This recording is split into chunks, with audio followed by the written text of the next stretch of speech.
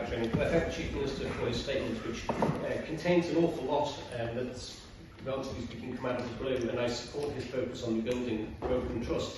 Will the Chief Minister firstly accept that there is a need for perhaps a general debate at the earliest possible opportunity for members to feed into this process as soon as possible after the end of the sub judice period on this, so that this case can be used along with others, so that members can contribute their thoughts and experiences and help shape the future of the public service in light of recent events?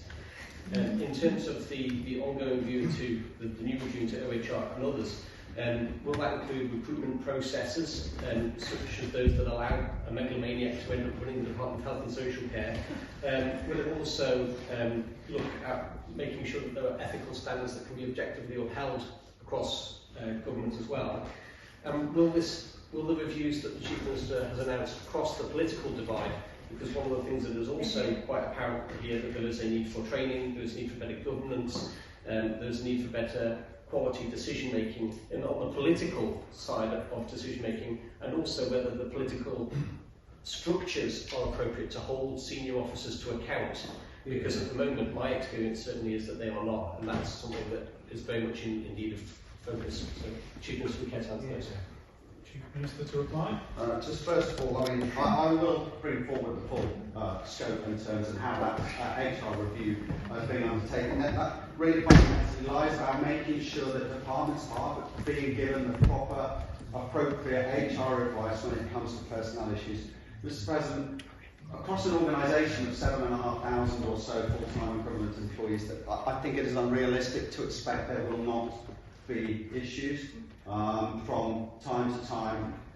But the most important thing is those matters are being dealt with professionally and appropriately.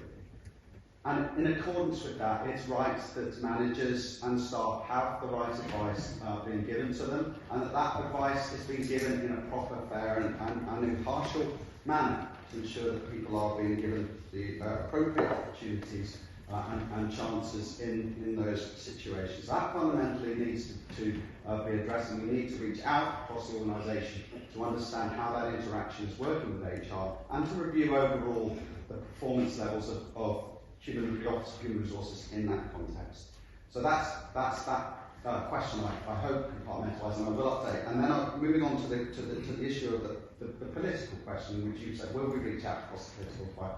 I think it's imperative that we do so now, Mr. Speaker. I think there are two critical issues around that. First and foremost, I think around the governance from the centre in terms of the role of the Chief Secretary. I acknowledge the contribution of Ms. Greenhow whilst I am on my feet. I welcome the appointment, the interim appointment of Mr. Randall. But it is important that we get on now and work out what actually needs to be done in the context of that position, vis-a-vis what implications that might have across government. And of course, there is an element, which you rightly say, of political governance around departments.